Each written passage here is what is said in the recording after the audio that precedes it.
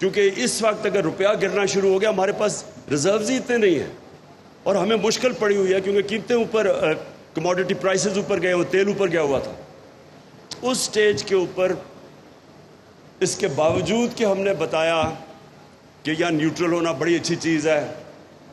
ماشاءاللہ اچھا آپ نیوٹرل ہی رہے، لیکن یہ اگر سازش کامیاب ہوگی تو کانسیکوینسز ہم نے بتا دیے کہ اس کا یہ کانسیکوینس ہوگا ملک کو، معیشت کے اوپر۔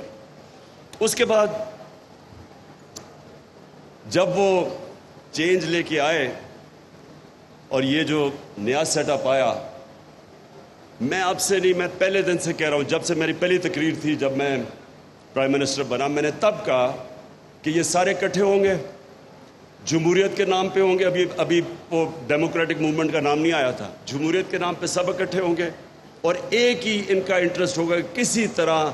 بلیک میل مجھے اتنا کرے کہ این آر او مل جائے۔ میں اب یہ جو موہت پیرزادہ نے بات کی کہ اس نے مجھے آ کے بتایا، پہلے وارن کیا، وہ تو مجھے ساری خبریں آ رہی تھی ایک سال سے کہ کیا ہو رہا ہے، خبریں تو مجھے ایک سال سے آ رہی تھی کہ پلان کیا بنا ہوا ہے، لیکن میں آپ کو آج بتا رہا ہوں کہ ایک چیز میرا ذہن نہیں مان رہا تھا، اور وہ یہ نہیں مان رہا تھا کہ کیا یہ شہباز شریف کو پرائم منسٹر بنا دیں گے؟ کیا آصف زرداری پھر سے اقتدار میں آ جائے گا؟ یعنی یہ میں اس لیے آپ کو کہہ رہا ہوں، دیکھیں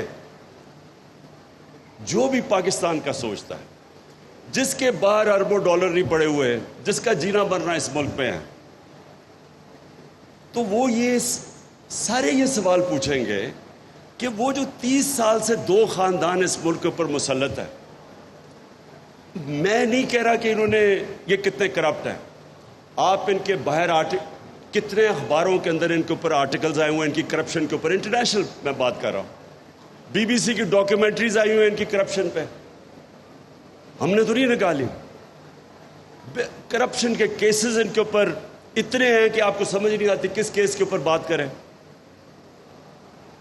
جو این آر او 1 لیا انہوں نے، جو جنرل مشرف نے اتنا بڑا ظلم کیا اس ملک کے اوپر،